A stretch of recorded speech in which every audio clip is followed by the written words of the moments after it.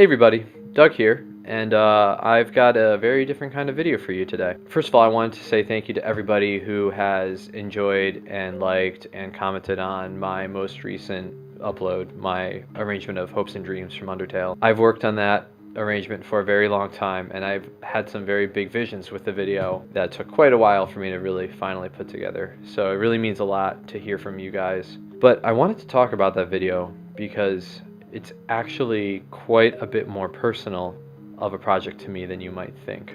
I wanted that video to be really fun and raucous and exciting, but actually there are some very deep, personal, and serious feelings that are behind it. I got a couple comments from my close friends and some family members who were able to understand what some of these more personal themes were that I was expressing in this video, and it was actually after talking to my mom about it who brought up the idea of maybe becoming part of a larger conversation. So I decided that I wanted to make a video explaining what my Hopes and Dreams arrangement was all about. So in order to do this, I have to talk about the game in terms of its plot and what some of the themes are behind it. So if you have been planning on playing Undertale and haven't done so yet, or you just haven't gotten that far in the game, just be aware there are going to be some big old spoilers coming up. I also should warn you that I'm going to talk about some sensitive subjects, including suicide. So if that's something that makes you uncomfortable, then maybe you don't want to watch this video.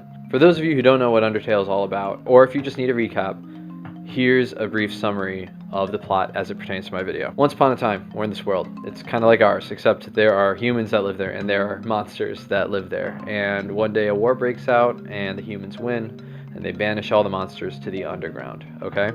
So all the monsters have to live underground while the humans walk around on the surface. And the only way to get to the underground is by falling down this mountain. There's like a hole in the mountain, and if you fall down that hole, you're there. In the lore of this world, there was a child who fell down this hole and down into the underground. And that child was found by a monster named Asriel, who just happened to be the prince of the underground, basically. His parents were the king and queen. Asriel finds this fallen human child and brings them home, and the king and queen adopt them into the family. But it's revealed to us that this child had a dark side to them, and perhaps the reason that they fell down the hole in the first place was for ill intentions. You learn of this child's hatred for humanity, and this child's perhaps feeling of vengeance towards humanity. It's also revealed in the game that while humans are naturally stronger and more resilient than monsters are, which is why the humans won the war, a monster can become incredibly powerful if it captures a human soul. If the monster absorbs a human soul, they become almost godlike, according to the lore of the game. And the child learns this and decides that they can have their vengeance on humanity by working out a deal with Asriel, who is also just a child and is kind of just wanting to go along with the flow. The child decides that Asriel should absorb their soul.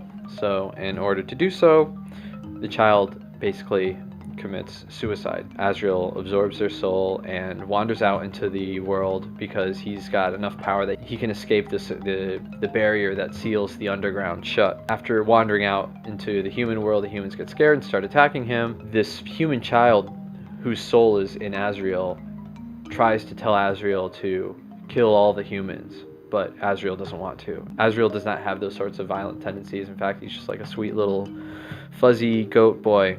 I guess it's technically a kid. Sweet little kid, so he doesn't want to do it.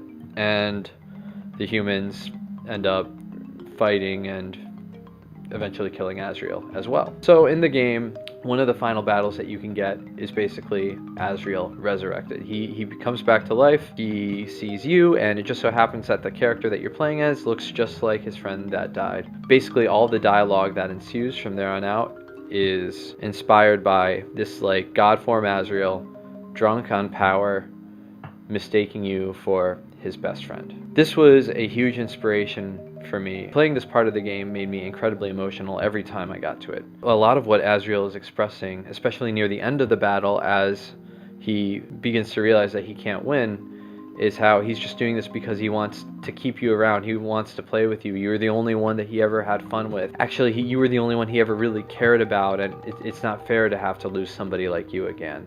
Things like that. And that really struck me hard because that's something I guess I have in common with Azriel is that I also lost my best friend to suicide.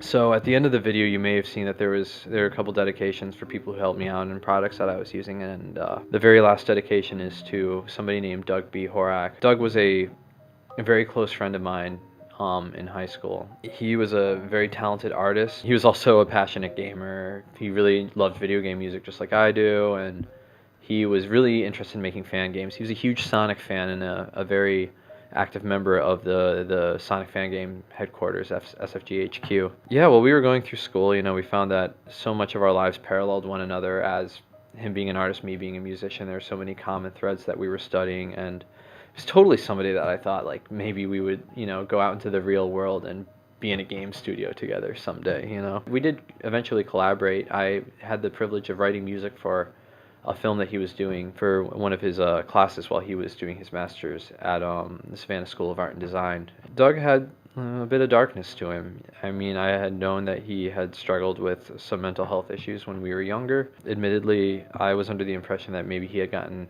through a lot of that, or that he was able to manage it or handle it, or was just feeling better. He did a really good job hiding the way he was feeling from me. So it was my first day as a grad student at the Yale School of Music. When I was setting up for my very first orchestra rehearsal there ever, I got a phone call from him during setup for rehearsal, and I was really nervous about my first day in orchestra. And it's strange that I even picked up the phone, because normally I would just let it ring when I'm busy, but I picked up the phone and I just said, "Hey man, I'm really busy, can I call you back?" He said, yeah, call me back. And that was the last thing I ever said to him. We had been planning on him maybe coming down to hang out, because had just been my birthday and I was trying to put together a get-together, and I assumed that's what he was calling me about. So I texted him saying, you know, I think we're going to try to get together tomorrow. Let me know what you want to do. I don't think he ever saw the text. I think he was already gone by the time I texted him. And then I found out the next morning that he had taken his own life.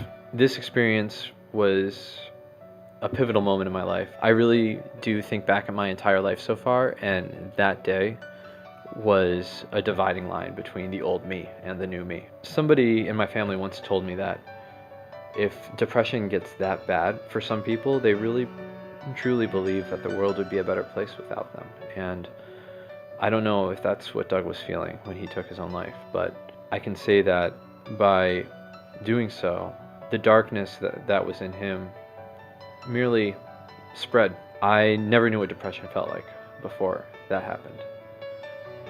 I do now. Doug killed himself right at the beginning of National Suicide Prevention Week. I released my video, coincidentally, right at the end of Suicide Prevention Week. But mental health and suicide prevention is a serious issue that needs to be addressed outside of that week as well. You know, I really do think that our minds are a part of our body. Our bodies get sick, our minds can get sick as well, and we need to know what our resources are when and if that happens. I'm not qualified to help you if you're having a problem like this, and I've dealt with that and learned that the hard way through this experience. But there are people out there who can, and I want to take this moment as an opportunity to let you know, if you or somebody that you love is dealing with suicidal tendencies or serious depression or need a place to go, there are a few resources that you can turn to if you don't know about them already. There's of course a suicide prevention lifeline, 24/7 phone hotline that you can call, 1-800-273-8255. There's also the crisis text line that you can text. You text the letters TWT to 741-741. There's also the American Foundation for Suicide Prevention and the Samaritans.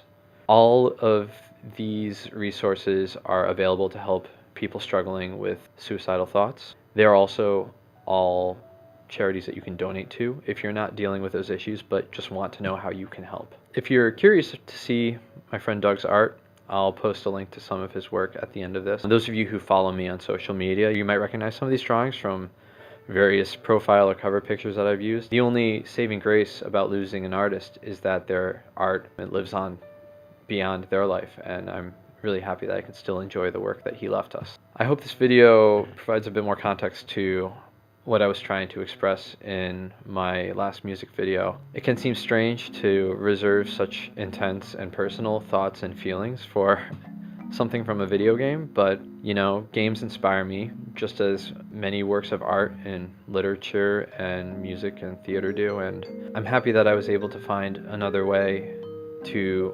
process these feelings that I have. Because when something like this happens, it really helps to have opportunities to process those thoughts and feelings in different ways at different times. And thank you all for your continued support. There won't be too many videos like this. This one was a special one, a very more personal one. If you have other resources or want to enter the conversation yourselves, if you have suggestions or ideas for other places that folks can go to look for help, feel free to leave some ideas in the comments section. I can throw them in the description of the video. Thanks for watching, everyone.